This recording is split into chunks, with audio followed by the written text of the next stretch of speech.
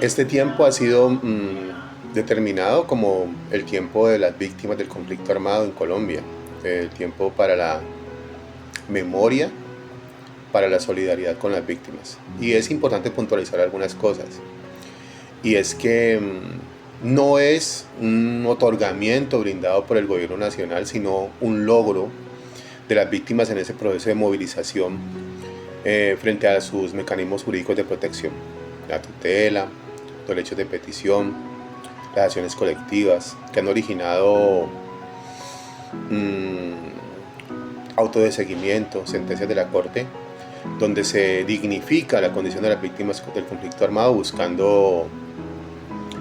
buscando garantizar el goce efectivo de derechos y el retorno de su condición constitucional. Eso por un lado. Ahora, decir víctima del conflicto en un lugar como Colombia, en un país como Colombia, es hablar de cuerpo sacrificado, es hablar de un trofeo que se lleva a la guerra. Es una de las consecuencias más atroces que una guerra haya originado: el desplazamiento, la condición de refugiados, la movilidad de un lugar a otro y ese peregrinaje que se vuelve muy constante de una población, de unas familias, de personas que jamás escogieron eso. Es finalmente uno de los delitos más atroces que hay. Decir víctima del conflicto, hablar de cuerpo sacrificado, es hablar de trofeo, es hablar de algo que inconscientemente se ha convertido en una práctica de los violentos, porque una persona víctima del conflicto no escogió volverse víctima, no escogió ser desplazado, no escogió la guerra. Pero también la naturaleza de las víctimas del conflicto armado nos deja muchas enseñanzas, nos permite entender muchas cosas. Por ejemplo, la condición de la resiliencia, de quien hace de sus herramientas de vida, sus recursos propios, una posibilidad para salir adelante, quien alberga esperanza, almacena fe, cree aún en las demás personas y precisamente por su condición campesina en la mayoría de los casos tiene una forma diferente de abordar al otro.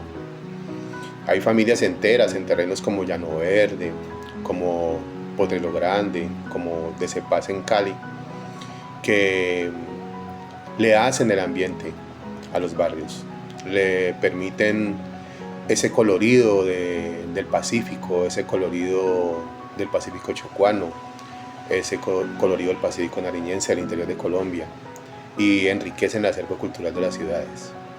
Entonces, no se trata de ver la víctima como una dificultad, sino verla como una oportunidad de hacer crecer la ciudad, de aprender de ellos, de conocer su naturaleza cultural, de aprender su capacidad para salir adelante, para transformarse, para emprender y superarse.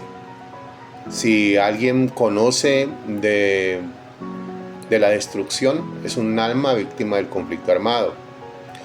Si alguien conoce de la superación, es esa misma. Y es la posibilidad que tenemos de ver crecer nuevas ciudadanías, capaces de enfrentar este presente, capaces de transformarlo, capaces de construir en medio de la desolación. Como dirían por ahí, sobre montañas de cadáveres humeantes no se erigen edificios de paz y de concordia, pero yo pensaría que sobre esas montañas de una memoria que se ha intentado destruir, se construye una ciudadanía diferente, y es la memoria de las víctimas.